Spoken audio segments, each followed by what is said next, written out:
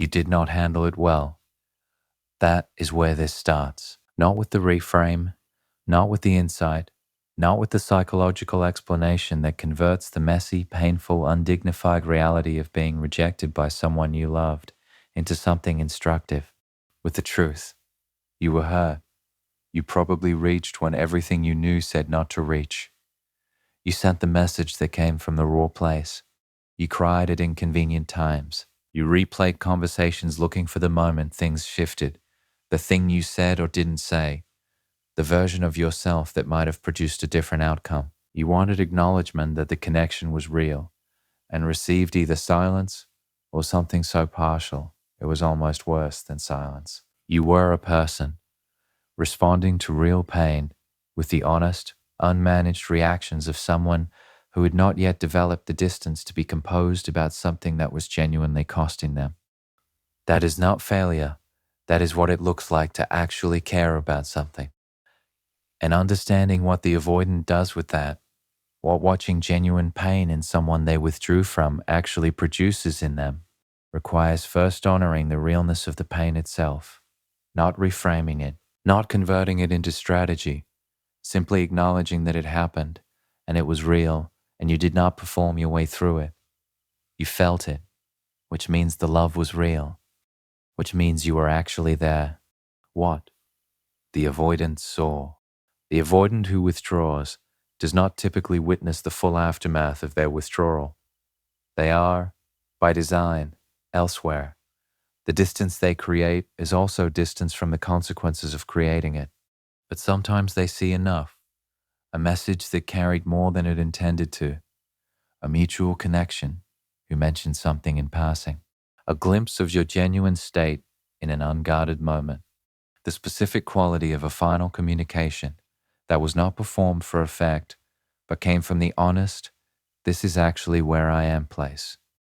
And what they saw, the real version, not the composed version, landed differently than the composed version would have. Because the avoidance nervous system, for all its defensiveness, is not immune to the evidence of genuine feeling.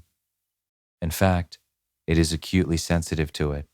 The same attunement that makes avoidant skilled readers of emotional environments makes them capable of recognizing, with uncomfortable precision, when what they are seeing is real rather than managed. Your pain was real. They recognized it as real. And real pain in someone who loved them genuinely, not manipulatively, not performatively, but actually produces something in the avoidant that managed dignity never produces. Consequence, not guilt exactly, not the guilt that is really just fear of obligation, something more fundamental. The specific, uncomfortable, cannot be rationalized away recognition that their actions had weight, that the distance they created landed somewhere, that the person on the other side of their withdrawal was not a narrative convenience, but a human being who was actually affected. The avoidant has spent considerable effort building a life in which their need for distance does not produce visible damage, in which they can retreat without the evidence of what the retreat costs. Your genuine response to their rejection removed that insulation. They felt what they did. Why? This deepens rather than diminishes. The conventional wisdom absorbed from the general landscape of dating advice says that showing pain after rejection is a mistake, that composure is attractive and vulnerability is repellent, that the way to maintain someone's interest is to appear unaffected. That advice is not entirely wrong for every context, but it misunderstands the specific psychology of the avoidant. The avoidant's primary concern in intimate relationships is not whether you are emotionally composed, it is whether you are real. The fear that drives avoidant behavior, the fear of intimacy, of being needed, of having another person's stability become contingent on their presence, is activated by the specific quality of need that is managed rather than genuine. The need that is always present underneath a carefully maintained surface, the love that is performing availability rather than actually being available. The person who seems okay, but whose okayness requires the avoidance warmth to sustain it. That kind of managed presence is what the avoidance system is built to detect and retreat from. Not because they are cruel, but because their nervous system reads the management as evidence of a dependency they cannot hold. But genuine pain, the unmanaged, honest, this is actually hurting me response to real loss, is not the same signal. Genuine pain says, I was actually there. The connection was real to me. I am not performing investment. I was invested. The hurt is proportional to the reality of what this was. And proportional pain in response to genuine loss is not weakness. It is accuracy. It is the honest emotional response of someone whose love was real enough to hurt when it was not received. The avoidant, who has spent years managing their own emotional responses into something smaller and more containable, encounters your genuine pain and something in them recognizes it. Authenticity, the specific, rare, cannot be manufactured quality of someone who is actually present in their own experience. And authenticity in a relational landscape full of managed presentations and strategic expressions and carefully calibrated emotional performances is what the avoidant cannot look away from. The part that actually matters, but here is where this needs to be careful, because the insight that genuine pain deepened the avoidant's love can become its own trap. It can become the story that retrospectively justifies the hurt. That frames the pain as instrumental, as the thing that worked, that produced the right response, that was therefore worth having. And that framing is not only inaccurate, it is another way of organizing your experience around their response. Your pain was not valuable because of what it produced in them. Your pain was valid because you were genuinely hurt. That is the only reason it needed to be real, not for its effect, for its truth. And the truth of it, the fact that you cared enough to be hurt, that the love was real enough to produce genuine grief, that you were present enough in the relationship to feel its loss fully, that is yours, completely, independent of what it produced in them or whether they ever fully understood what they witnessed, or whether the love it deepened in them is ever converted into something useful. Your realness belongs to you, not to the dynamic, not to the outcome, not to whatever the avoidance love, deepened by watching you, eventually becomes or doesn't become. To you. What comes after the hurt? The hurt does not last in its acute form. This is not a promise that the grief ends. It changes, becomes something different, occupies less of the foreground over time. But the sharp, first stage raw quality of it does pass. And what comes after is the question. Not the question of what the avoidant will do with their deepened love. Not the question of whether the realization will produce readiness. Not the question that is ultimately theirs to answer. The question of what you do with what you have become. Because moving through genuine pain, not performing it, not managing it, but actually feeling it and surviving it, and eventually, without a dramatic moment of resolution, finding that the day has more in it than the grief, that process does something. It builds something, not a performance of resilience, the real thing, the specific, unshakable quality of someone who has tested their own flaw and found it holds.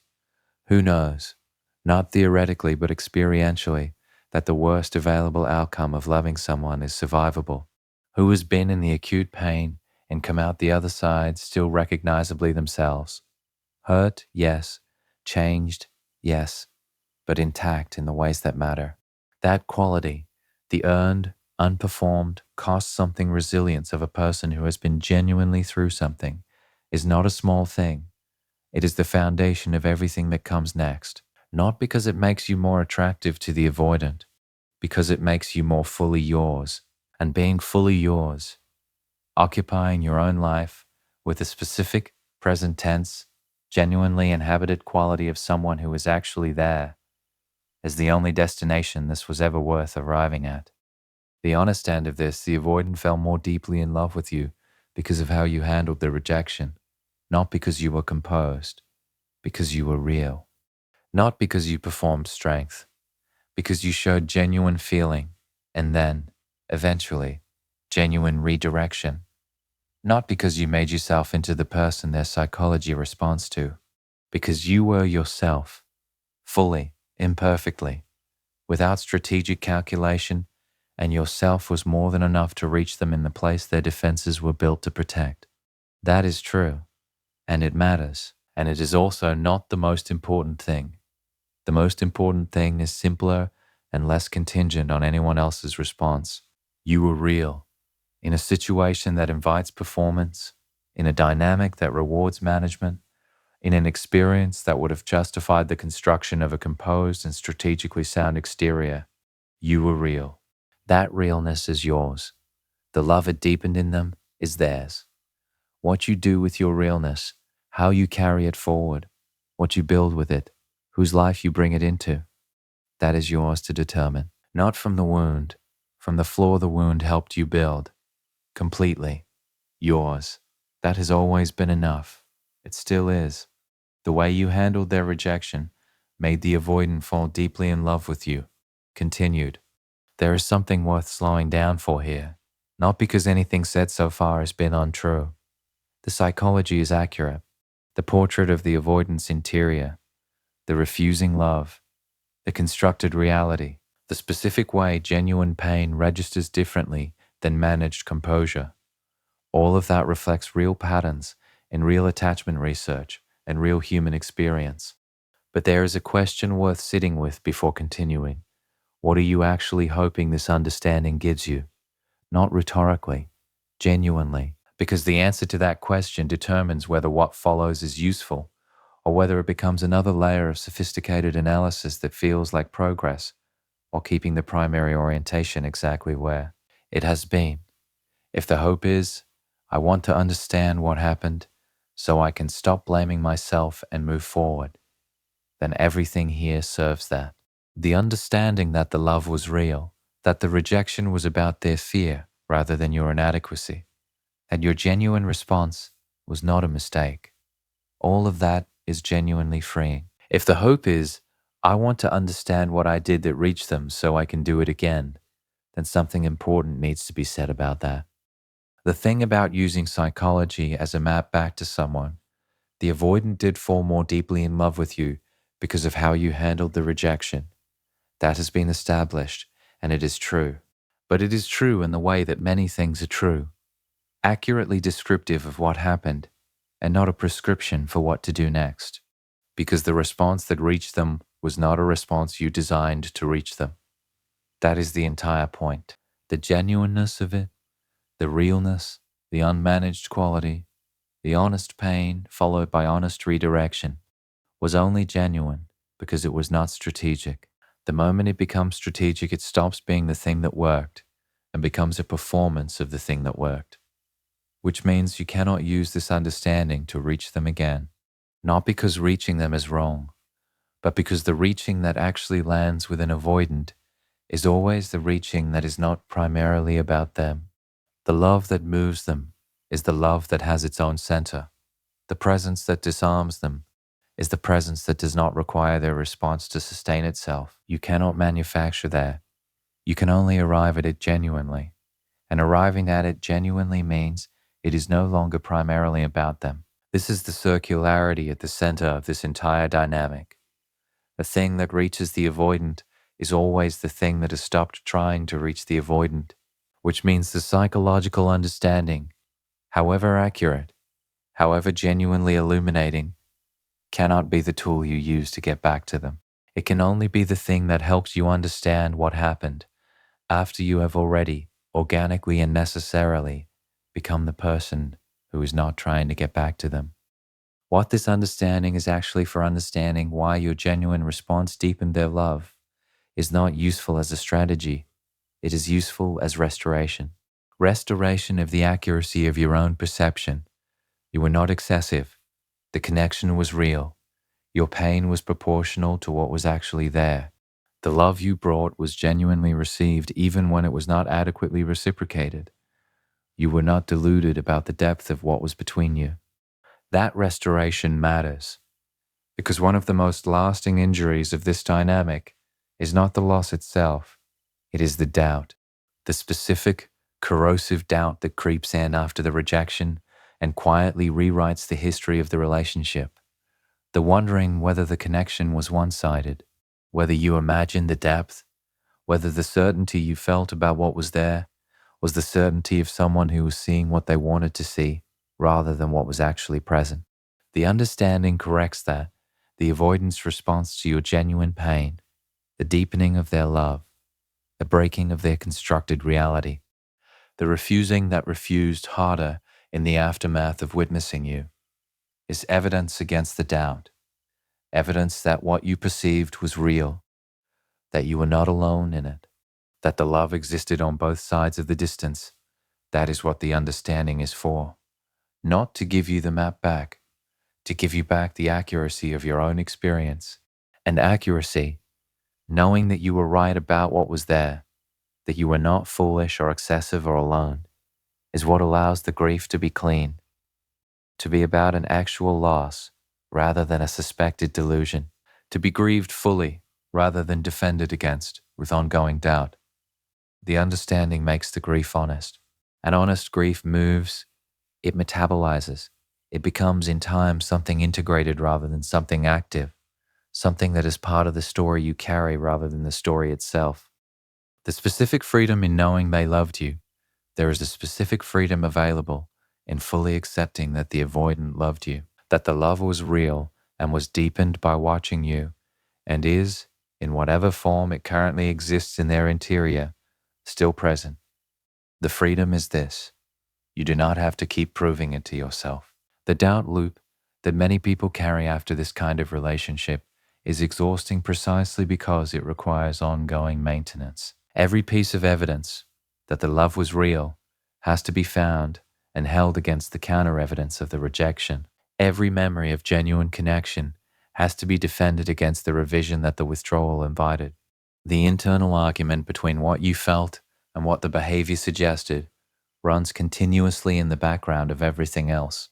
Accepting that the love was real, actually accepting it, not as a hope, but as a known thing, ends that argument, not by resolving it in the direction of hope, by resolving it in the direction of truth. The love was real. The rejection was also real. Both things happened. Both things were true simultaneously. And the coexistence of genuine love and rejection is not a contradiction that needs to be resolved. It is simply the reality of what happens when love meets a system that cannot yet hold it. The love was real. You do not have to keep proving it. You do not have to keep returning to the evidence. You do not have to maintain the case. It was real. You can put it down. Not the love itself. The love does what it does on its own timeline. But the argument about whether the love was real, the exhausting, resource-consuming, life-narrowing project of proving to yourself that what you felt was accurate, it was accurate. Put it down. Where the energy goes now, the energy that has been going into understanding, into the mapping of their psychology, the analysis of the dynamic, the construction of a comprehensive picture of what happened and why, that energy is real. It is significant.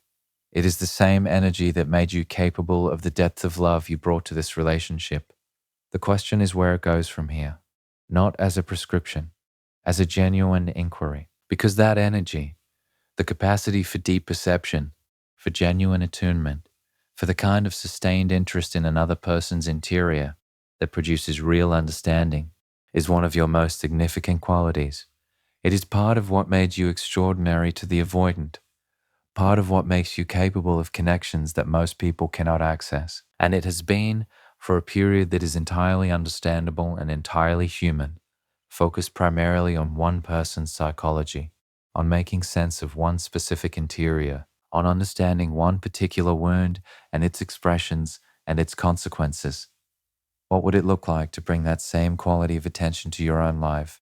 Not your own psychology in the service of understanding the dynamic, your own life, your own present tense experience, your own desires and uncertainties, and the specific, irreplaceable texture of what it feels like to be you in an ordinary day.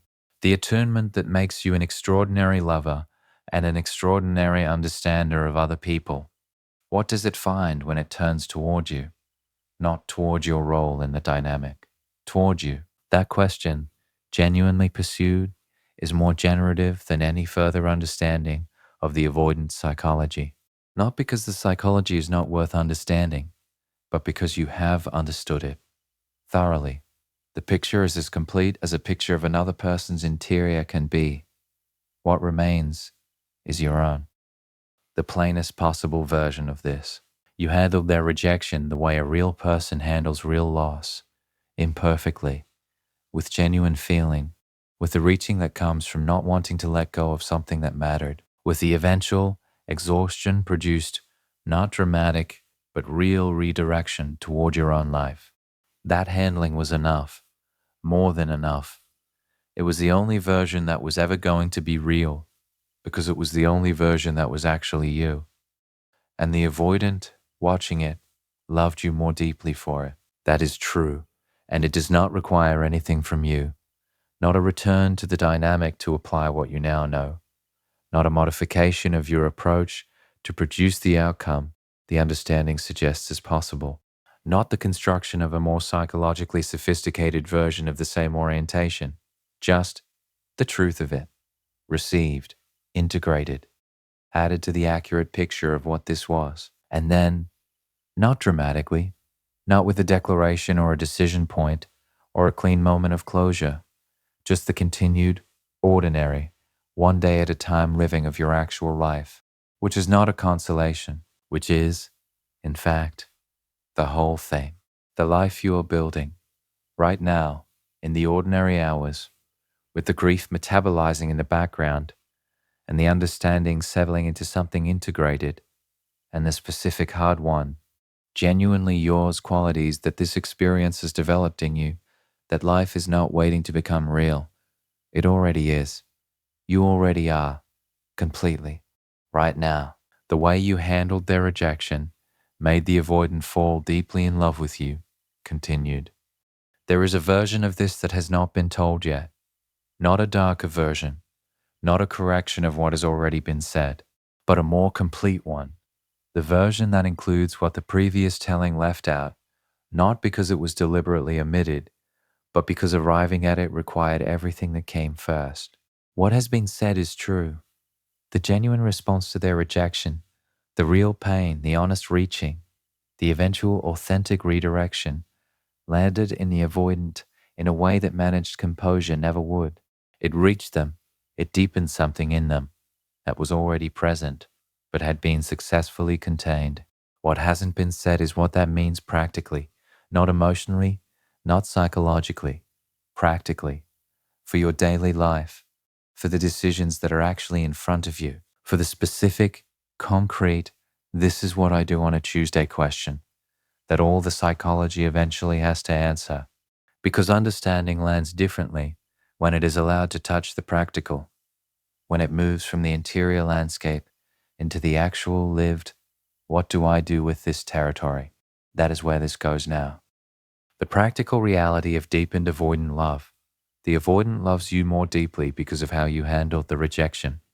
That is established. It is real. Here is what that means in practical terms. It means they think about you more than you probably realize. In the unguarded moments, in the quiet that their productivity cannot fully fill, in the specific and recurring way that something unresolved tends to surface in the moments when the defenses are lowest. You are present in their interior in a way that is not chosen and not managed, and not responsive to their preference that you not be. It means the constructed reality they built around your absence is less stable than it appears from the outside. The edited version of you, made ordinary, made replaceable, made into something whose loss was manageable, keeps encountering evidence against itself. The evidence of who you actually are, carried in their own memory, keeps dismantling the editorial. It means their system has registered at a level below conscious thought that something specific was lost. Not a generalized good relationship, not an adequate connection that was ended for adequate reasons. Something particular, something that had a quality they have not found replicated elsewhere and are not entirely certain can be replicated. All of that is practically true. And here is also what is practically true. None of it changes your morning. None of it organizes your day differently. None of it puts someone consistently present in your life, someone who shows up not in moments of acute loss, but in the ordinary texture of a Tuesday. None of it is available to you in the form you actually need, the present tense, sustained, capable of the relationship form. The love that deepened in them lives in their interior. Yours is where you actually live. And the practical question, the one that the psychology cannot answer for you, is what you do in the space between their interior reality and your daily one. The specific trap of being loved from a distance. Being loved from a distance is a particular kind of experience that deserves its own honest examination, because it is not the same as not being loved, and it is not the same as being loved well. It occupies a specific and uncomfortable middle territory that has its own distinct texture. It is knowing, with reasonable certainty, that someone carries genuine feeling for you, that in the quiet of their own life, in the moments they cannot manage, you are present and wanted and specifically missed, that the love is real and ongoing and refuses to stop, and simultaneously knowing that this love, however real, is not arriving, is not showing up at your door, is not calling on a Wednesday for no particular reason, is not present in the small, accumulated daily contact way that love sustains itself when it is actually functioning. It is love that exists in someone else's interior and does not reach you. And living with the knowledge of that, holding the awareness that you are genuinely loved by someone whose love cannot currently find its way to you, is one of the more quietly difficult experiences available, because it has none of the clean edges of simply not being loved. It cannot be resolved with the straightforward grief of, they did not love me, and I am moving on.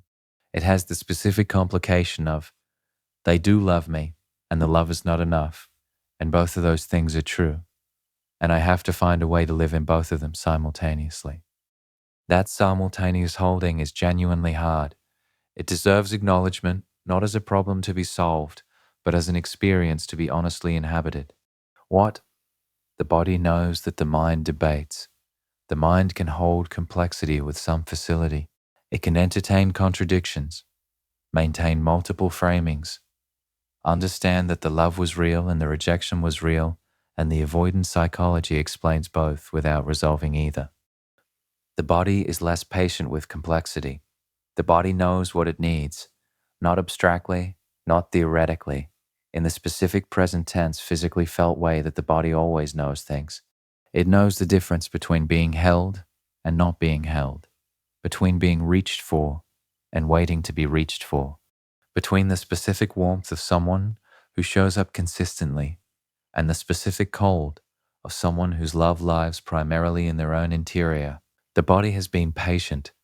Bodies are patient in the way that things are patient when they have no alternative, not with equanimity, but with the particular endurance of something that keeps presenting its needs regardless of whether those needs are acknowledged. And the body's needs are not complicated. They are embarrassingly simple, actually, to be chosen, consistently, not in the moment of acute loss when the refusing gets loudest, not in the specific configuration of your genuine pain breaking through their defenses, but ordinarily, repeatedly, in the small and unremarkable and utterly necessary way that love sustains itself, by showing up when showing up is not dramatic, by being present when presence is not prompted by crisis. Your body knows whether it is receiving that, not the psychology, the body, and the body's knowledge, simple, unglamorous, entirely unimpressed by the sophistication of the understanding you have developed, is worth listening to, worth placing alongside the psychological insight, worth treating as equally valid data about what you actually need and whether you are currently receiving it. The insidious comfort of being significantly loved insufficiently. Here is something uncomfortable to name. There is a specific comfort in being significantly loved insufficiently, a comfort that is real enough to be sustaining and problematic enough to be worth examining. The comfort of knowing the love is real, of having the certainty of genuine connection even without the presence, of being able to locate yourself in relation to someone, even someone unavailable, in a way that provides a kind of identity that being in the uncertain open does not provide. The insufficiently loved position has a strange stability to it. You know where you stand, even if where you stand is in the cold of someone's unrealized love. You know the feeling, the depth, the specific texture of this particular connection. It is known. It is yours in a way. Even in its absence, it provides a kind of relational location. Whereas the open, the genuinely available, not organized around the avoidant open, is uncertain, does not provide location, requires showing up in a territory without the map that significant love, even insufficient love, provides.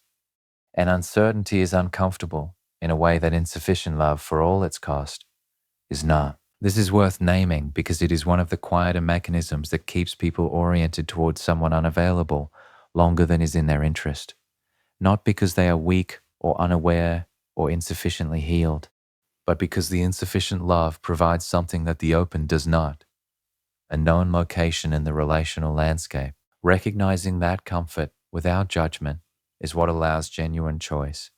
The choice to release the insufficient love is not just a choice to release pain. It is also a choice to release the comfort of a known location in favor of the uncertain but genuinely available open.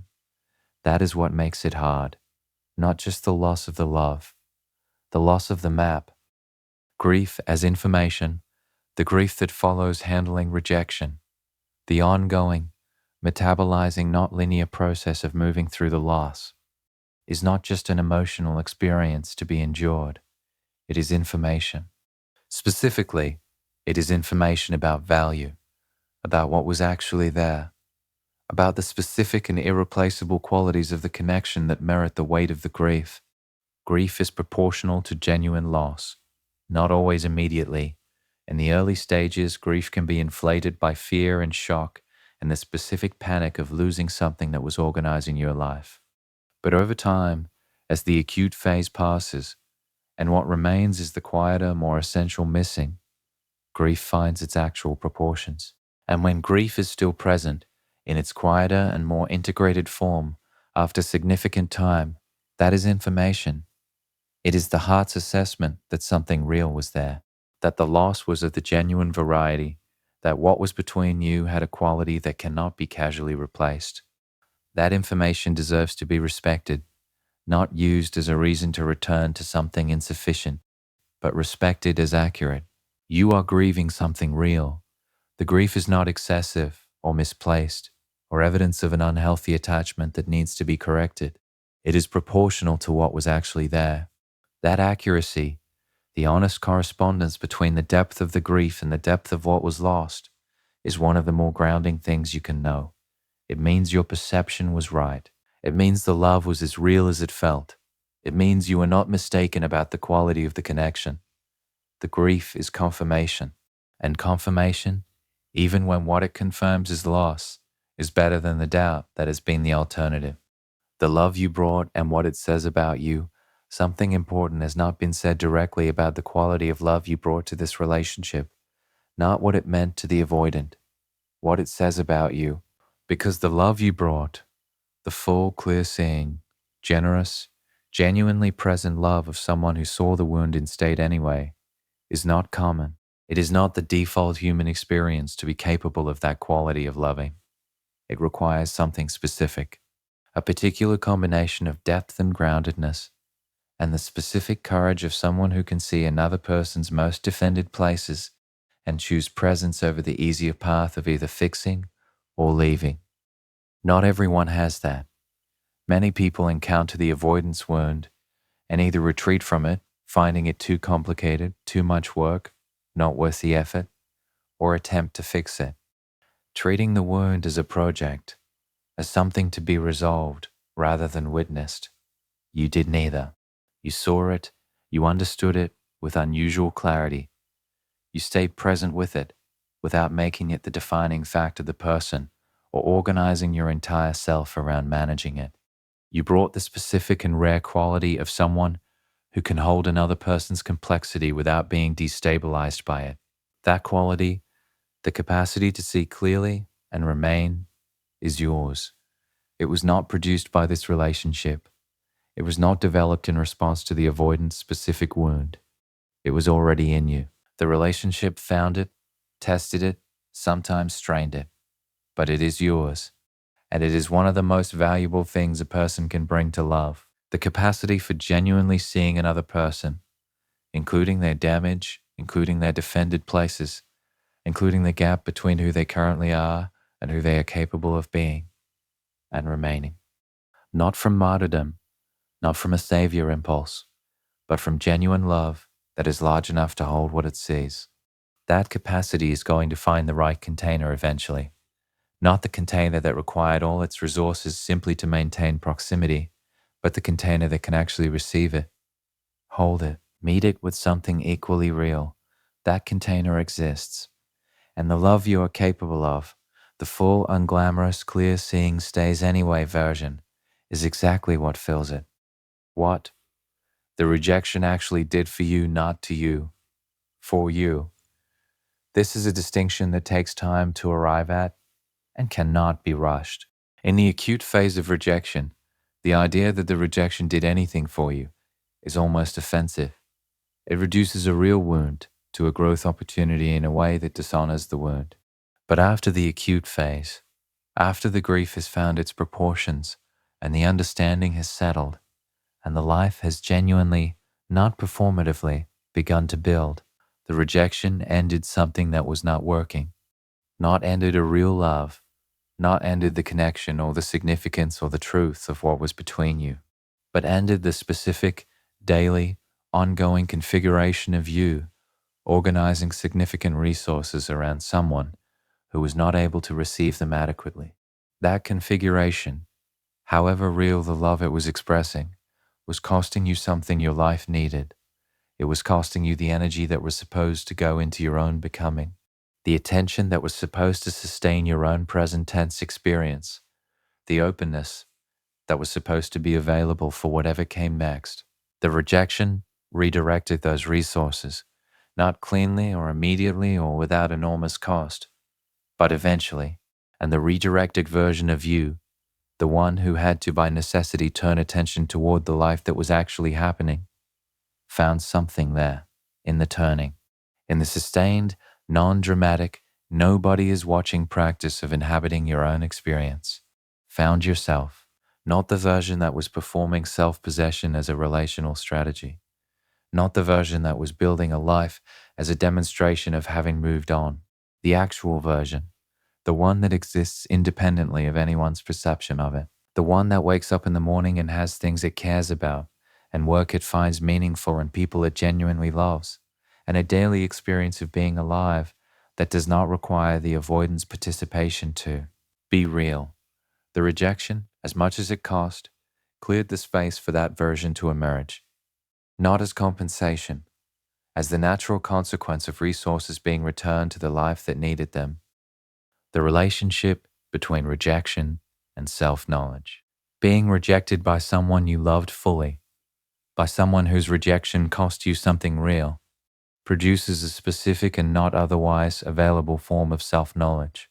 It shows you what you are made of when the thing you love is removed, not your performance under those conditions, your actual substance. What remains when the relational structure that was partly organizing your sense of self is taken away? What you find in yourself when you cannot find it in the connection. Many people do not know this about themselves, have not had the specific and uncomfortable experience of having something significant removed and discovering in the removal what was always there independent of it. You know it now. You know you are survivable to yourself, that the loss, however real, did not take the essential things, did not take the capacity to feel, the capacity to find meaning in ordinary days, did not take the specific and irreducible quality of being you, whatever that consists of, in its particular and non-transferable form. You survived your own grief, stayed present in it, metabolized it, came out the other side with the grief having become part of the story, rather than the whole of it. That is not a small thing. It is, in fact, the most important thing. The foundation of every claim that can be made about resilience and self-possession, and the genuine capacity to love from fullness rather than hunger. You know you can survive loss, which means you no longer need to prevent it at all costs, which means the fear of losing love does not have to govern your choices about where to invest it, which means you can love openly, actually openly, not as a performance of openness, because the worst available outcome is known and survivable. That freedom, the specific freedom of someone who has been through the worst and found it endurable, is not available without something like this. The rejection, as much as it cost, purchase something that cannot be purchased any other way. The knowledge that you are okay, not eventually, not contingently, fundamentally, in the most basic and unshakable sense of the word. Okay. The open road, there is a particular quality of forward movement that is only available after something significant has been genuinely processed, not performed processing, the actual metabolizing of a real experience into something integrated. It has a spaciousness to it, a lightness that is not frivolity but genuine freedom. The specific quality of someone who is not carrying the weight of an unresolved thing, not because the thing was small, but because it has been given its full due, grieved fully, understood thoroughly, integrated honestly. That spaciousness is what becomes available on the other side of this, not the absence of the love. The love does not disappear and does not need to, but the absence of the love is a burden. The love, integrated, becomes something you carry rather than something that carries you, present but not governing, real but not the primary weather. And in the spaciousness that the integration creates, in the specific, open, genuinely available quality of someone who is no longer primarily organized around an unresolved past, something becomes possible that was not possible before. New encounter, genuine, unguarded, not contaminated by the previous encounter, with people, with experiences, with the specific and unrepeatable moments that constitute a life that is actually being lived, rather than being held in suspension. That encounter is available to you now, not in some future state of sufficient healing, in the present, imperfect, still carrying some things reality of who you currently are. It does not require you to be finished grieving. It does not require the love for the avoidant to have fully subsided. It does not require you to have arrived at some certified complete version of yourself before the good things are allowed to begin. It requires only that your attention, the full, rich, genuinely curious quality of attention that is one of your most significant capacities, be at least partially available for what is actually in front of you. Not the past, not the unresolved, not the avoidance interior, and what is or isn't happening there, what is actually, presently, in front of you. The final word on being loved for your realness, the avoidant loved you more deeply for being real. Take that in, not as validation that needed to be earned, as the simple, accurate confirmation of something that was always true. Your realness, the full, unmanaged, imperfect, honest quality of your genuine self, is what reached them, is what remains in them, is what their constructed reality cannot successfully edit out, is what the refusing refuses on behalf of. Your realness, not a performance of realness, not realness calibrated for maximum impact, just you. Actually, specifically, irreducibly you. That is what was loved. That is what is loved. That is what will be loved by the right person, in the right relationship, in the configuration that is actually capable of holding it. Not because you made yourself lovable, because you were yourself. And being yourself, completely, without the editing, without the management, without the accommodation that reduces the full version to something more convenient, turned out to be more than enough. It turned out to be the whole thing. You are the whole thing. Not the perfected version, not the strategically self-possessed version that was constructed in response to understanding the psychology. The real version, the one that hurt when it was appropriate to hurt and reached when it was appropriate to reach, and eventually, in the quiet and unglamorous and entirely ordinary way that real things happen, redirected toward the life that was always waiting. That version, completely real, completely yours.